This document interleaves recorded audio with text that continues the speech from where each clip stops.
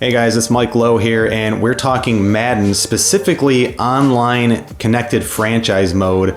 A lot of you are in a league, a lot of you are probably looking for ways to succeed in that league, and this is not going to be like a top 10 ways to always win or top 5 glitches. This is not that kind of video. It's going to be getting into some gameplay, which you're seeing here in practice mode, but we're going to be doing that later in the video. It's really going to focus more heavily on kind of team building, maybe kind of working around some of the patterns that you're probably seeing in your league's team building.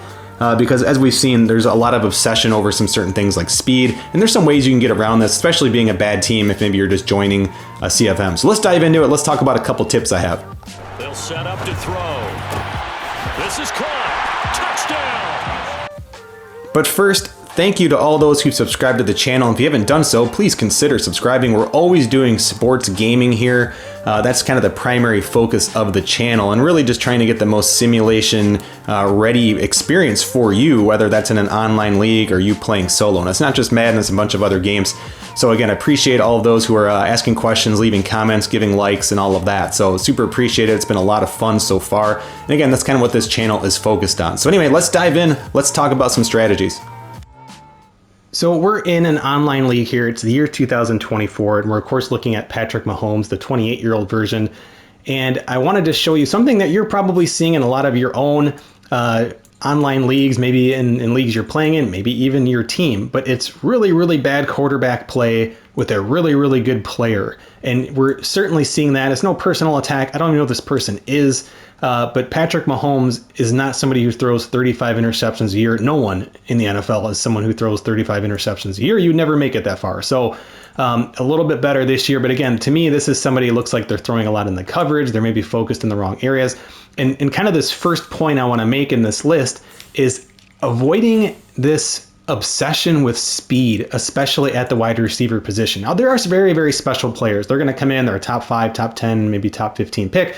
They're very well rounded. They can do all the things you want a receiver to do, including run super, super fast, right?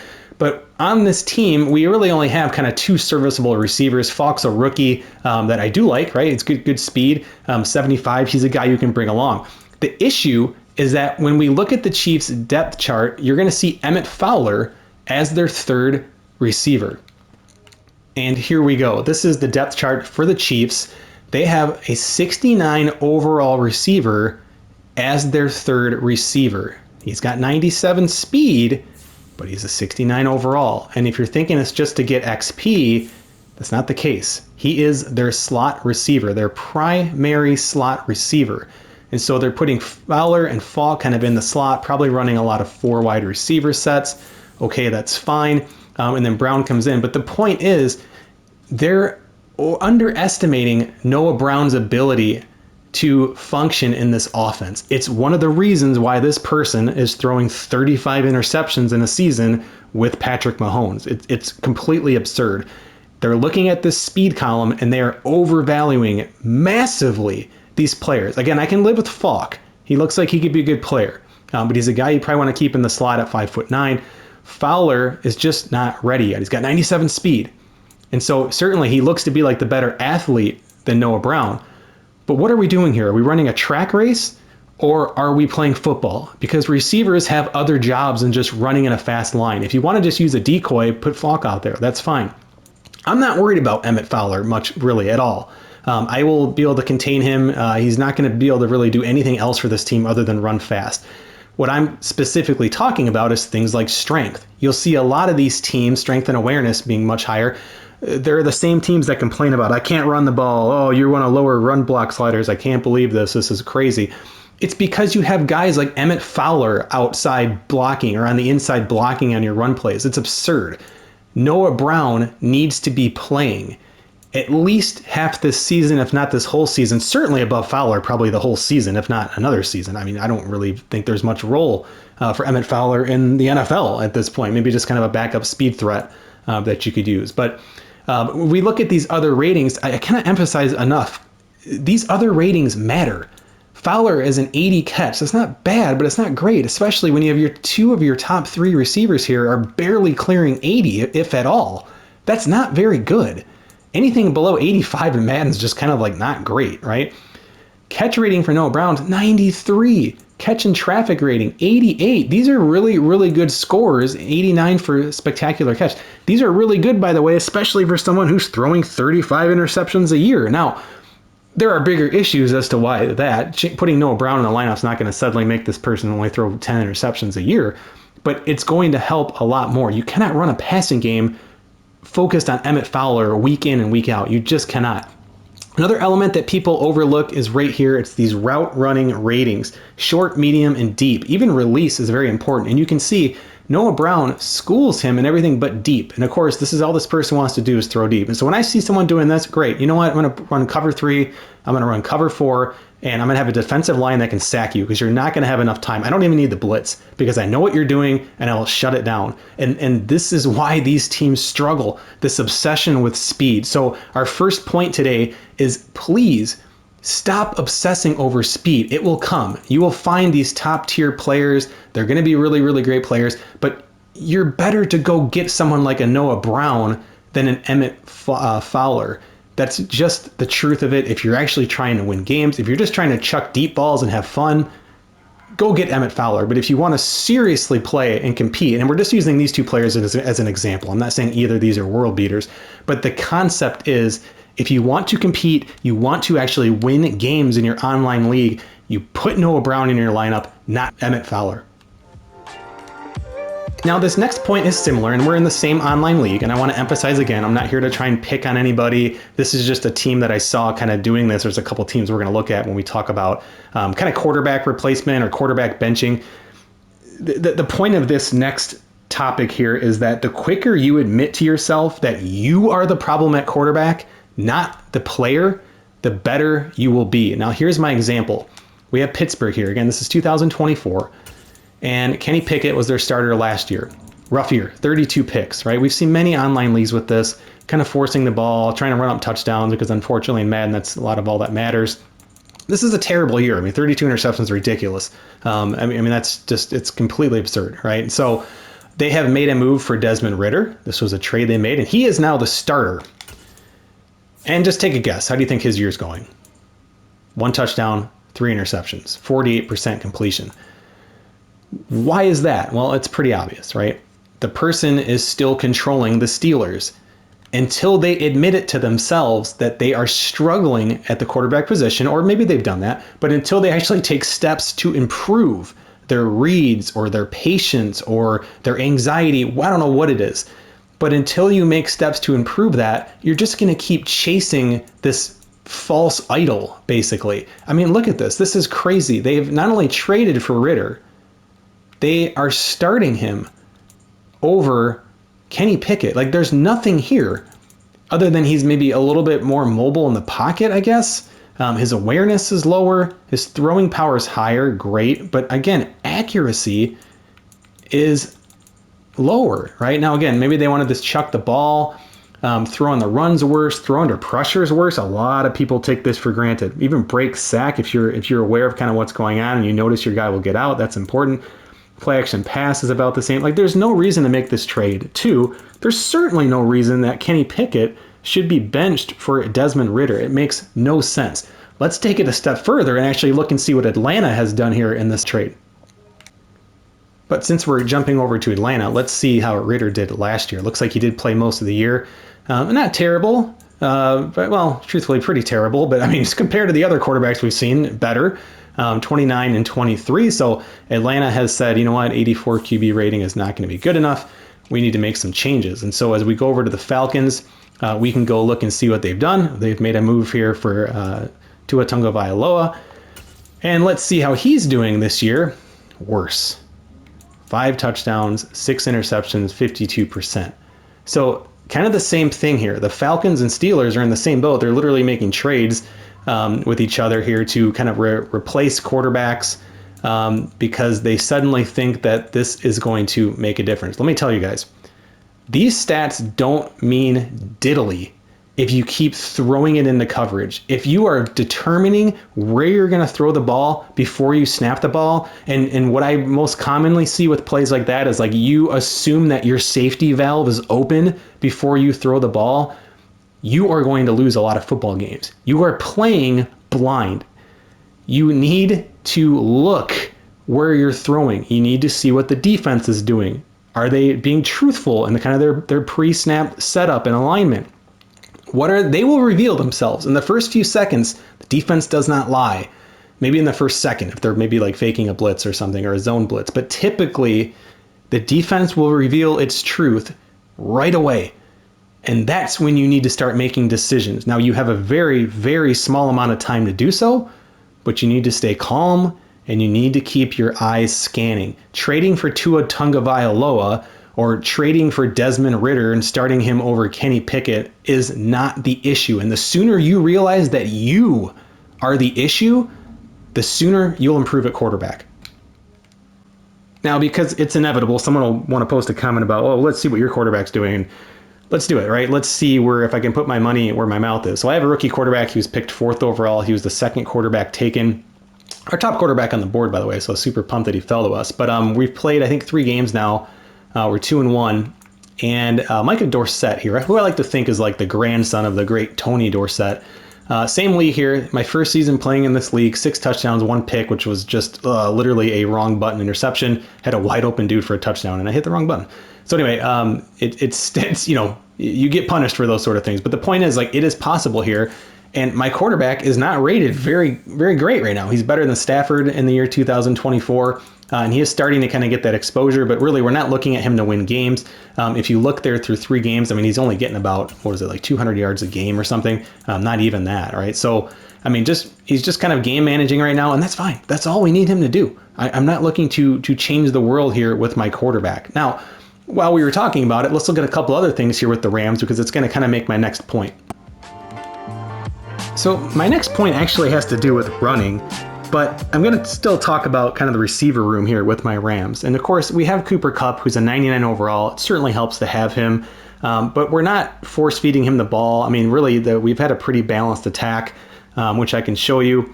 But what we're looking at here is just we have some depth. It's nothing crazy, but like a guy like Jarvis Landry, who we signed for really, really cheap at the start of the season, because as much as I like Darrell Ware, and as much as I like Jeff Payne, because of course they have some speed here, I don't want to force it. I don't think they're ready. We have Darrell Ware in some formation subs. Maybe we look for some mismatches with him. We can mix him in.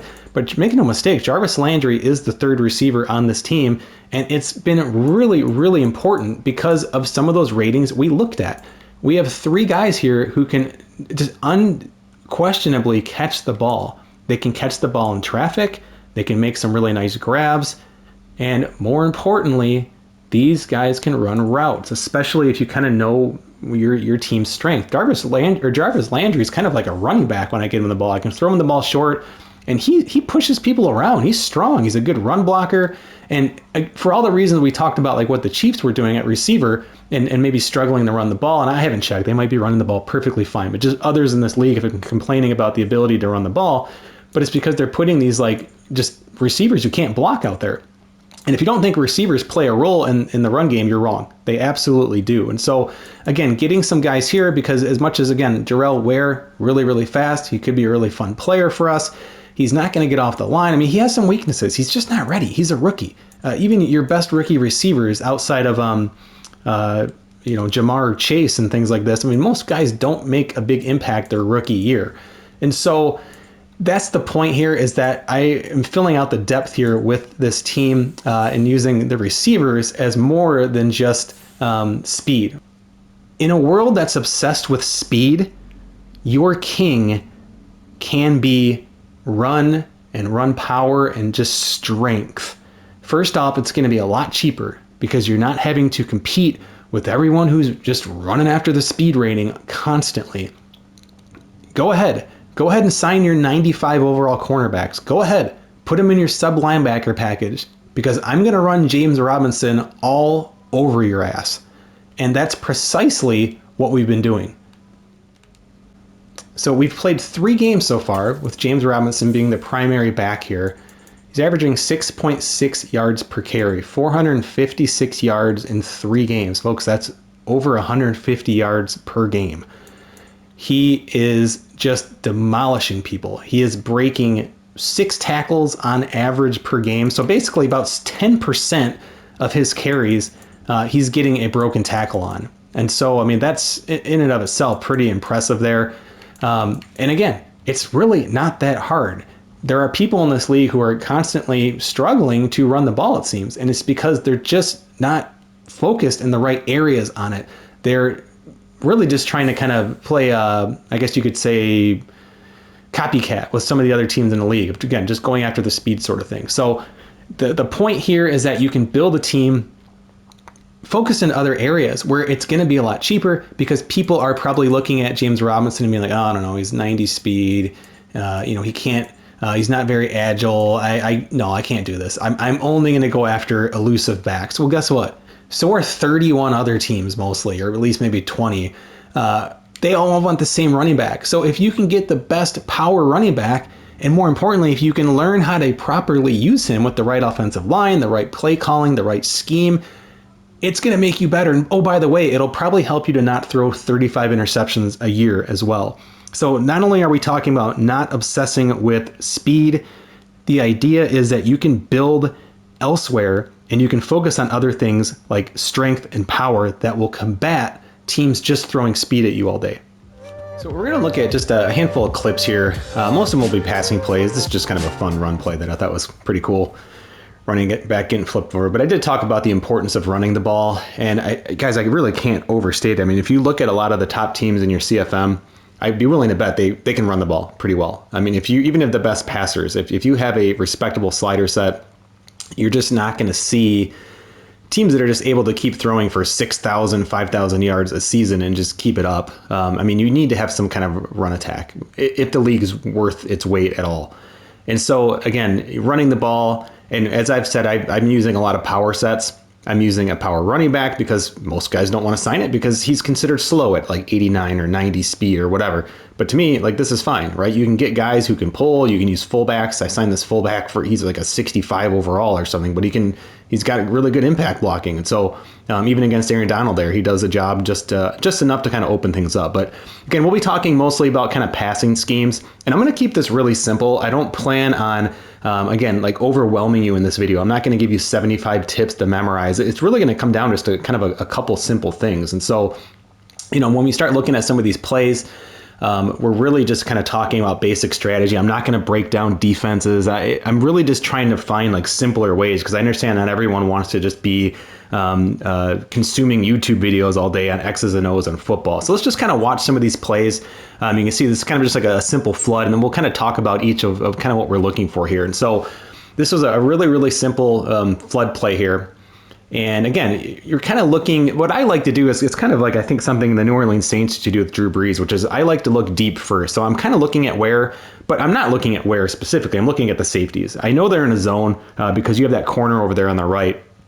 And I'm watching those safeties. As soon as I see that those safeties drop and there's not going to be something there, maybe single coverage is mostly what I'm looking for against that corner, or even better, the safety. If the corner, say, is in like a cover 2 press, then I'm looking to one of those secondary routes, which is going to be Kupp, even though he's really the primary receiver, or the fullback flaring out. And again, even though Kupp's primary, for me, I kind of work top to bottom. I'm looking deep first. Of course, also, not only am I looking at the safeties, but I'm going to be watching the blitz here. And so right away, I see the safeties are kind of dropping back. So I already know we also don't see a blitz here. And I just said, you know what, we're going to be going to the outside. And so you think, oh, Cooper Kupp, he's my best player. First off, Ramsey's on him. Ramsey has him completely covered. So you really have to think. And one of the consistent things I see is, again, people going to their safety valves because they assume, like, well, those safeties are deep, I'll throw it to Kupp. Kupp is not open here. He is not the one open.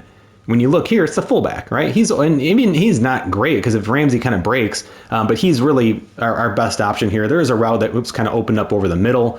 The other running back kind of opens up, and he was really wide open because the middle linebacker one of the linebackers did follow the fullback, but it's okay. My eyes were to the left. It made sense there. I'm trying to limit the things I'm trying to do in each pass play. And so for me, it was just kind of an easy read, even though triangle is more open. This still worked. And again, I didn't have to scan my eyes too much here because we do have a defender coming at us pretty quickly here. So again, pretty straightforward play there. Again, nothing fancy. These aren't all going to be touchdown plays or anything like this. So here's just a simple curl play. And we're just looking for the open receiver. And so, what happens here? I mean, there's a few things, right? I mean, one of the things is kind of one of the strategies I'm talking about is I like to look for open space. So of course I know my routes, and I'm watching the defense as a whole. And really, you can just kind of focus on the middle of the defense a lot of times. What are the safeties and what are the linebackers doing? And then from there, I just I really obsess over thinking about where's the space, where's the green, right? Where's the open field going to be? And when you see this, you can see safety comes down.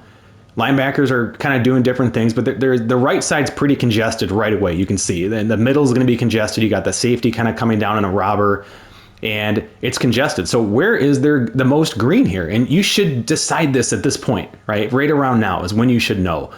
You can tell right away now, too, that my little safety valve route with the running back isn't really all that open. If anything, he's going to probably get a yard. So again, I can't be too predetermined.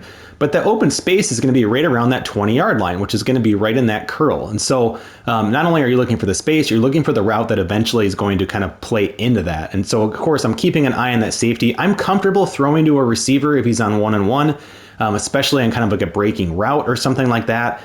This is fine. It's not like a huge mismatch. That corner over there is not like a 99 overall. So we have, again, tons of space. Look at all that space right there. You could also say maybe the same thing for O, kind of similarly open, but it just kind of felt like there was a little more traffic there. So just kind of went with the feel. And again, that play is open. So again, pretty straightforward, just giving or taking what the defense has given us. So here we're looking a little bit deeper on this play. Let's let this one play out. And a lot of kind of looking around here because for this play, even though Cup's my best receiver, I wasn't really... he wasn't really the primary route. I'm kind of looking at Landry because, again, if I get that corner on the left to bite on Fitzgerald's route, who's our backup running back, that's going to be open. And this looks like a cover 1.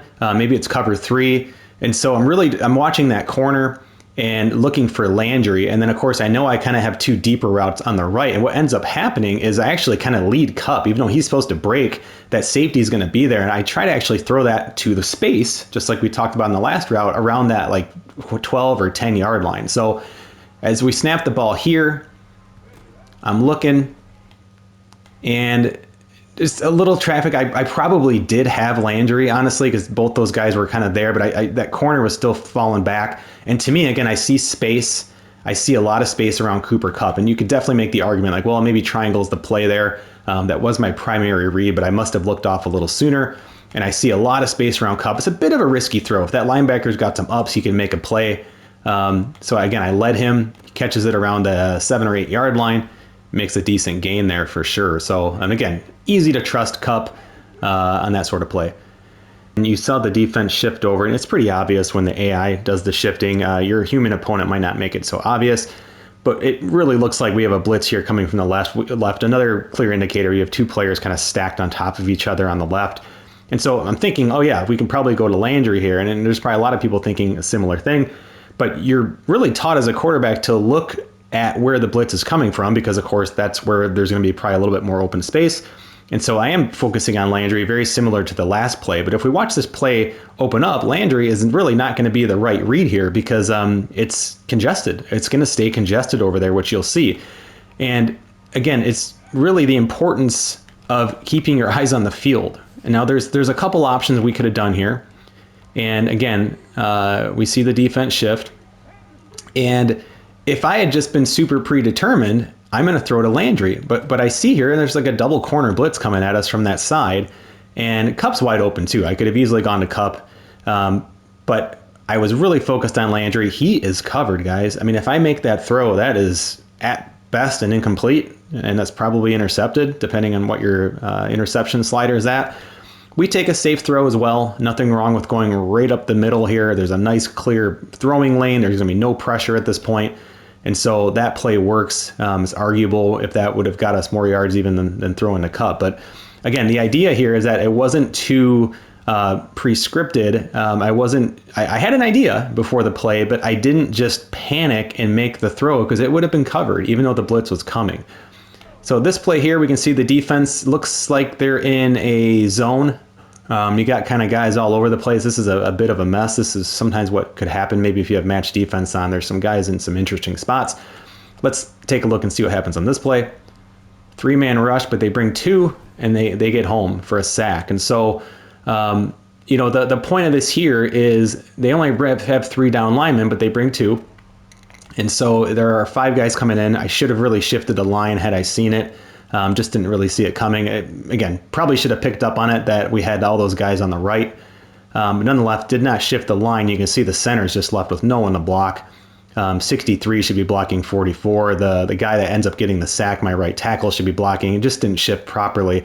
But that's okay. What I didn't do here is panic and throw up the middle to Circle, who's Jarvis Landry, or force it to Cooper Kupp, who's being covered by Jalen Ramsey. I just take the sack. Now, again, I had an open receiver on the right. I didn't see him. This play happened really fast. I mean, a guy comes in untouched. But the point is, I didn't make a risky throw. You live to throw another down or to live another down or punt. There's nothing wrong with punting in an online league. So you can live to fight another day. So that's kind of what we see in that play here. So let's see. So coming up next here, simple slant, very, very popular play. And again, looking to space here, you could make the argument that there really wasn't a ton open. The receiver on the left there, who's our running back, is probably the most open. I just missed him. But again, I'm okay with this throw. I see that linebacker kind of cheating down a little bit. And if I make a good throw and I don't laser it, it can get over the linebacker's head. There's still a lot of space on that right-hand side. On a slant, I am primarily looking at my receivers, and I can tell, Kupp's covered. Even a good receiver like him, that is covered there. That's too much traffic around him. And that linebacker starts to drop back now, but luckily we're able just to kind of put it over him. Again, that's risky, but nonetheless, luckily we're able to get the completion there. And again, you can make the argument, had a triangle open, probably a safer throw there, which in hindsight I probably should have done, but that's okay. Next clip here, so this is a good example play of us looking deep, but again, also looking at kind of that hitch route on the left there with Kupp. And just really, again, letting the defense tell me what I'm going to do. I'm not determining it. I'm not necessarily forcing the defense to do what I want. I'm letting the defense tell me what I'm going to do. So I mentioned before, I like to look deep first. So I'm watching the safeties. They don't blitz. That safety kind of freezes, and that plays wide open. So able to use some speed there. Again, pretty straightforward play. That's just a cover 3. And you can see, of course, we had Kupp's borderline open. The right-hand side's covered pretty well. That's clearly the throw I want to make. And again, what's around 81? Lots of green, lots of open space. And so that's kind of where my eyes go. That play is safe. Not worried about throwing an interception or anything at all on a play like that. Here we're looking at a few routes here. The defense is pretty close to the line. And this is an example of just kind of trusting your players a little bit. I mentioned before looking for like one-on-one matchups. And so there's a lot going on. It looks like they are in man coverage here. And again, looking deep first. So I'm kind of like looking at Landry or Higbee. I'm going to watch these safeties to see what's going on. And we see a lot. Landry would have had a play too. He has a nice break. But I literally use the L1 button to put a little loft. And so I'm assuming my tight end has a height advantage on the safety. So I lob it up. I don't use, in our league, we're not allowed to use any sort of aggressive catch. That's all the CPU doing that. And luckily he's able to go up and make a play. And you'll have a lot of people complain like, oh, our sliders, what's going on? Why didn't my defender react? Well, because my tight end's a lot better. And these things just happen in the way the game's programmed. It's kind of like an unfair coin flip if you think about it. Higbee is highly rated over Fuller, who I think is my safety there. And so I think Fuller's a 79, Higbee's like an 85. So I'm okay with this. He's able to go up and make a nice play and almost gets the score on the play there. So again, looking for single coverage, especially when you know you have a mismatch. My tight end's going to be a mismatch on most safeties, so that works. Here again, a lot of RPOs, very, very popular play. And RPOs, same thing. What am I looking for? Space. I'm looking at that linebacker on the left. I'm looking at the safety, of course, watching the corner. But I'm really just making sure that there is a lane. That linebacker comes over. The safety is dropping back. Therefore, I know I'm safe. And I'm willing to take a one-on-one. I'll give my receiver the benefit of the doubt over here, and he's able to make the play and pick up 7, 8, 9 yards there. So again, pretty straightforward. Here it looks like we have a blitz coming from the CPU. And if we just kind of back it up a little bit here, we can see that they're pretty close to the line. So you'd think like maybe we're going to look for that kind of quick in and out route by Kupp, which he will be really good at running because he's such a good slot route runner. But if you have the protection and if your line can hold up, you're going to have guys open deep too. So it's kind of a mix here. They do bring a pretty big blitz. They're bringing, looks like 6 guys again. So 3 on the line and 3 blitzers. And Kupp is going to be open even against Ramsey. Again, he's so good at those breaks. He is open. But we have quite a few guys getting open, or well, maybe not. But there is one other guy getting open here that you're probably seeing. And you can tell because 81 is my speed receiver, and he's got the defender's back turned to him. And so we can make that throw pretty safely, and that's an advantage for us. And again, it's just really kind of using the kind of like the body language of the players. I can see he's got leverage here and also a lot of space. So long as I don't zip it in, so that right corner, or I guess their left corner on defense could make a play, just lob it over there. I intentionally lead it, and this is even on classic passing. You can still lead with it. Lead him over to the sideline, so if it is an incomplete pass, it's probably out of bounds. So no risk there. Here looking deep, again, watching the safeties at the start. Safeties are dropping back into kind of like a robber, I think this is. And this is kind of an example of just throwing the kind of like that back shoulder fade throw, you could call it. And again, what am I focused on here? I've said it a million times. I'm focused on space. And so as this play opens up, I see they're not blitzing. They bring 4. And we're getting some pressure, so I have to make a decision. But guys, everyone else is covered. R is not a safe throw. X is not a safe throw. Square is not a safe throw here. Maybe you can get one-on-one square if you're going to throw it up deep. But Cooper Kupp, who's a 99 overall, by the way, is wide open so long as I don't force it down the field. There is a corner sitting back there, I think it's the corner at least, waiting for him to come deep. He is playing a deep coverage. And so instead, I just kind of throw a back shoulder fade, basically, that's not on the goal line, and there's nothing wrong with that, to Cooper Kupp to pick up whatever this is, 10, 15 yards. And so, again, throwing to space, not forcing it, not trying to get the glory touchdown pass every single time. On this play here, let's see what we got. Kind of just kind of that smash play on the left there with the triangle receiver running a corner route. And then, of course, Fitzgerald running the hitch. And again, this is a really good example of just seeing what's going to open up. Let's see what opens up here in this play. The defense will kind of dictate what we do here. And you can see just by the amount of time that play took that I did not necessarily throw to my first option. I'm looking deep. I like to look deep. I don't love what I see with he's like kind of open there, but his route's running right into that corner. And so that's where I'm looking. But the reason these two routes work so well together is this very reason. That corner drops back and it just says, okay, it's kind of like running an RPO with 2 receivers. That corner drops back to cover triangle. I say, okay, that's fine. I'll take my, whatever this is going to be, 10, 13 yards. And so again, not forcing it, not looking for the glory touchdown every single time.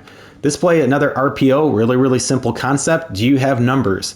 And what that means, do you have more guys on your side of that RPO in this pass setup than they do defenders? And we do. We have a receiver who's basically gets 2 lead blockers out here, and I'll take that every single time.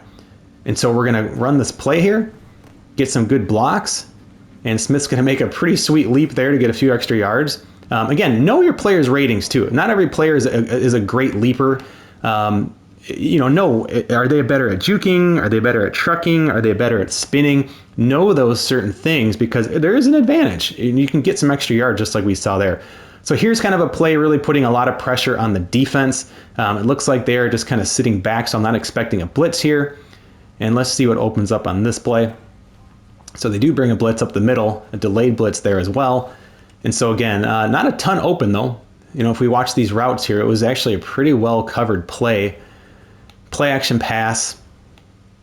I mean, here again, really nothing's open, but 81's running a double move. And so he's kind of, really he should have just stuck with his first move. He has a ton of leverage on the guy right now, but it's a double move. Linebacker, I will take that most times. Again, this isn't like the greatest play, but there's just a ton of space in the middle. He is my route.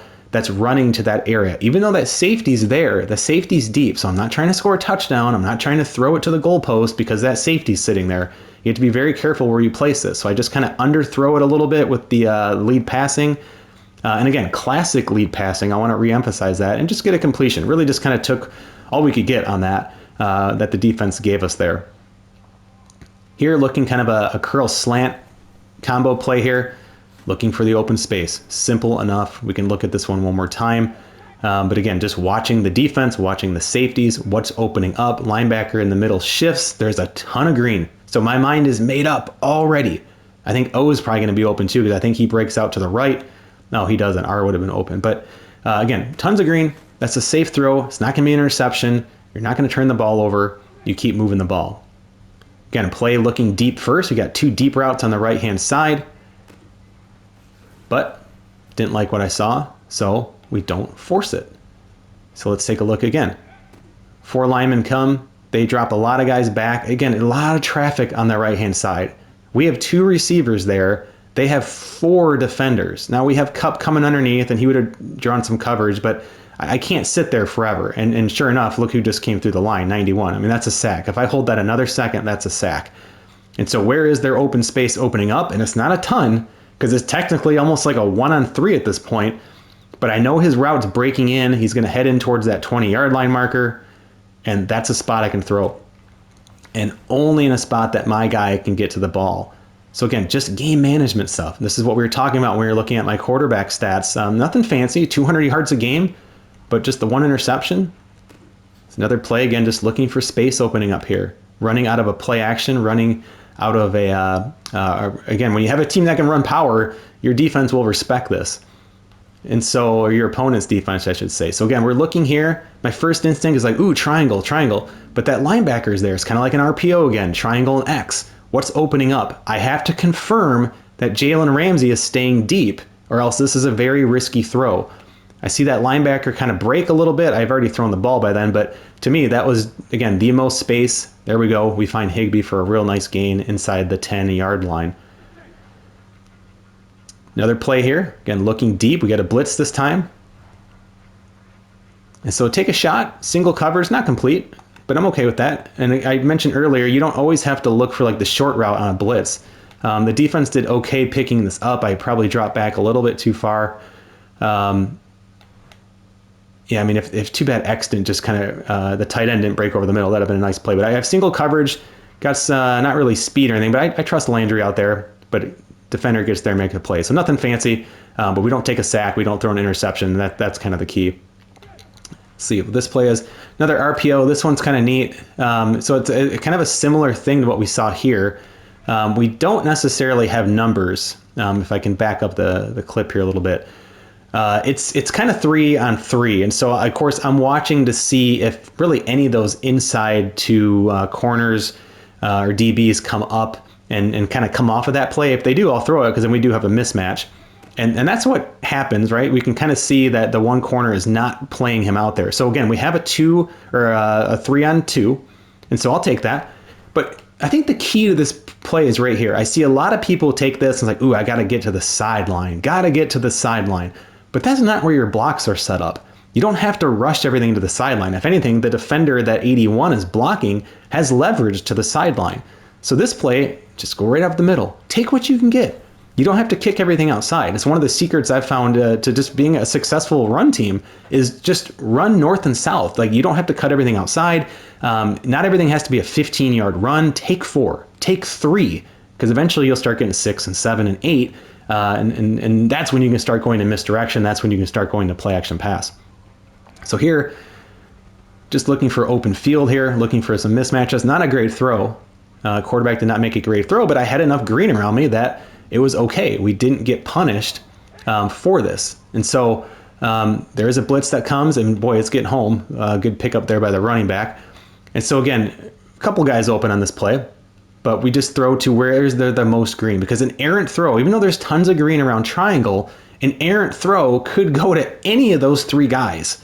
The guy in the kind of like the left middle, the right middle, and even that linebacker is just kind of floating out in no man's land around the 30-yard line. Who knows where this is going to go? When I throw this out here, even though it's not a great throw, it's okay. It still works. And geez, I mean, it could have been a dangerous throw if the corner wanted to make a break on that. But not only was it a bit of a risky throw, but we actually complete it and we get some yards on that play. So pretty lucky there. Here again, watching the defense, looks like they're in a cover 3 and looking for open space, and there it is. So not predetermined at all, just really watching the defense. They don't blitz, so I know I have a little bit of time, not a ton. And again, I'm just looking here. These guys actually are, it looks like they're actually in man coverage here. I don't know what 19's doing over there. So yeah, this is what happens when you're in your match defense. But I get a lot of pressure on me now. Center can't hold that block very long. But luckily, R has just got all kinds of space around him. Just lob it out there, even with pressure, throwing out of a sack even. But there's enough space I can just lob it out there. Just toss it out for the completion. So pretty straightforward there. Here, another RPO, but it's a run play. And again, just want to show you why. Pretty simple. We're looking at space. I'm looking at the, I guess, the corner on the right-hand side, even the middle linebacker, maybe the corner on the far right. And just really kind of watching it. I don't literally have to watch my running back when I hand off to him. I know where he's going. And so all I'm doing, I'm just staring over there. And those guys shift over. And yeah, I guess eventually it opens up, but I don't have that much time. And so that's just too risky. Hand the ball off. It's not a great play. We get, a yard, maybe 2. That's okay. Live to fight another down. So here again, this is kind of one of those routes where we're looking deep first. And the deep routes here are, of course, Landry, one-on-one. And then Fitzgerald. And what I'm really looking for, it looks like they're in cover 2 for sure. I'm trying to determine if it's man or if it's zone. I can tell you right now, if it's man and you get a linebacker and you trust your running back, he's going to be open a lot of times. And how do you watch that? Well, you watch that linebacker that's lined up over top of him. And if that guy breaks really, really hard into coverage and not just like fall back into a zone or blitz or whatever, then this dude's one-on-one with that linebacker. It's not an assumption, by the way, that if that linebacker blitzes that he's going to be open, because in cover 2, that corner could get him. If it is, say, like a cover 1, maybe that safety is one-on-one with him, and you don't want to throw that deep against the safety. But the linebacker, you can. And that's what's going to happen on this play. So let's watch this. This linebacker is going to be in man coverage, and you'll see it open up here.